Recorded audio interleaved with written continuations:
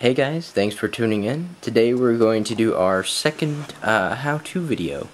Today we're going to do a how-to on how to replace the save battery in Pokemon Gold, Silver, and Crystal. What I suggest you do is you pick up something like this. I bought this at a used game store for $2.99, so they're not expensive, especially if you buy them used. I think they're about $10 regularly. Brand new. I've even seen them advertised at $30, but regardless, they're not a very expensive investment. What's nice about these is it'll store your saves on here, and you can put multiple saves on here. So when you're changing your batteries on your games, if you have one of these, it'll be nice to back up all your save data. And if you want to start like a few new games of Pokemon Gold, you can do that with this. And you can keep your old saves too, which is pretty nice.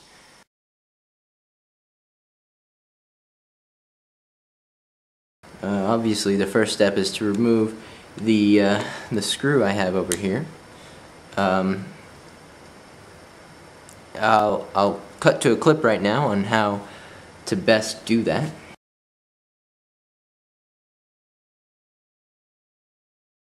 Now there's a couple ways you can do this. You can do it with some needle nose pliers or some tweezers, and just as long as it's thin enough to get in there, and just snap it around the screw and unscrew it. Be very careful. You can damage the screw and the casing pretty badly.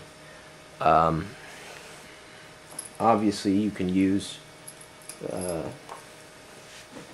2 precision screwdrivers. I know some people have done this.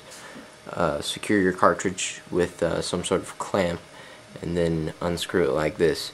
That would be very difficult and very time consuming. Of course, there's a much easier way you can do this. You'll need a couple of things.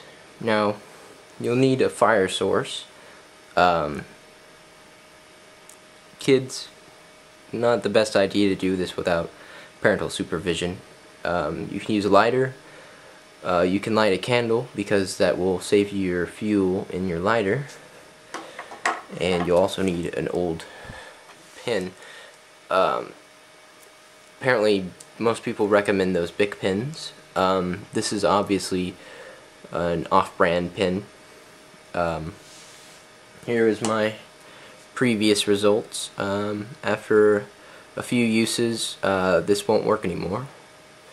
And you want to use a nice narrow one because it'll allow it to it'll be easier for it to get into the slot where the screw is. Now, as you can see, this screw is still removed on this cartridge, and I'm going to replace it.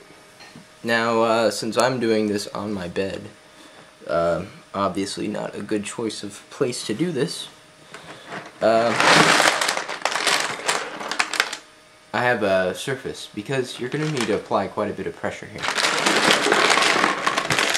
So this will probably work best on a table or some sort of surface like that.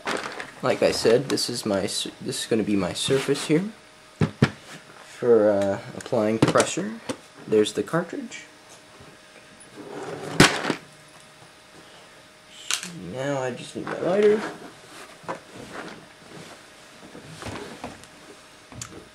And what I'm going to do here is I'm going to heat the tip of this here. Sorry, the camera has reoriented the viewfinder.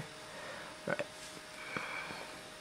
I'm going to take the flame, and you're just going to leave this in here for about 3 seconds. You don't want to leave it in there too long. And the tip's going to melt a little bit. You don't want to light it on fire, because that'll just burn the plastic, and that's not what we're after here. We just want to melt it, okay?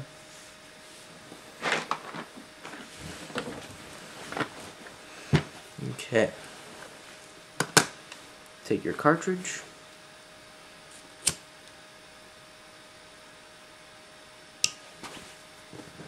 and apply pressure. Now hold it still for about 30 seconds, applying pressure. And when you're done, you should have a bit for these security screws.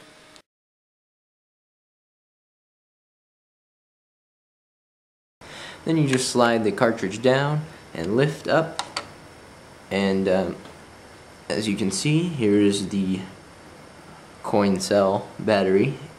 It requires a CR 2025, and I heard that a CR 2032 also works. And right now my dad is out at the store and he purchased one for me, and I'm waiting on him to get back. But there's a couple ways you can go about doing this. You can buy the battery with these tabs on it already, which is probably be the easiest and safest way to do it.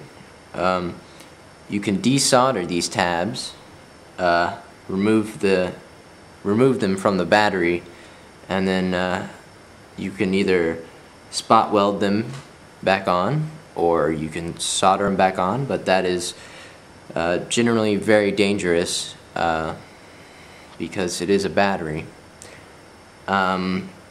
Or you can just tape it on.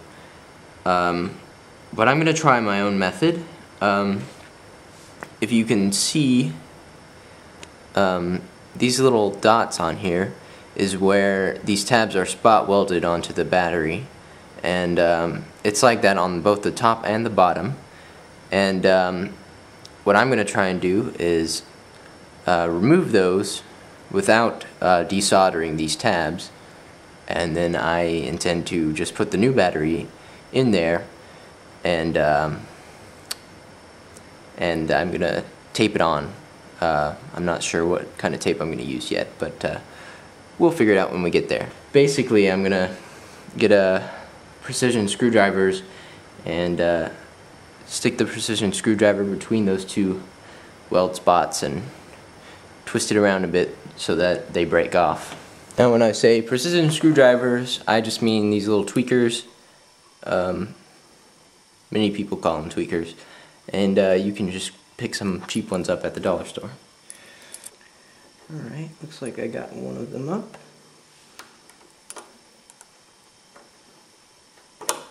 And that was not good. There we go. Now we've gotten this first tab up. I'm just going to bend it up out of the way. And now for the second tab, will be located under here. Okay, I went ahead and finished replacing the battery. So let's go ahead and show you what that looks like. As you can see, what I did here was I wrapped the leads around the battery with electrical tape, and then I took some regular packing tape and I wrapped it around the PC board to secure the battery down. And when I went to put the cover back on, I noticed that it didn't really want to go on because of all the extra packaging I did with the battery in there. But with a little bit of force and then sliding it up into place, the cartridge looks fine and the battery will be nice and secure. I don't feel like it's going to move around much at all. And then what I did was I just used my memory card and I loaded the old save back on after testing it to make sure that it was going to save, of course. And well, here's the results.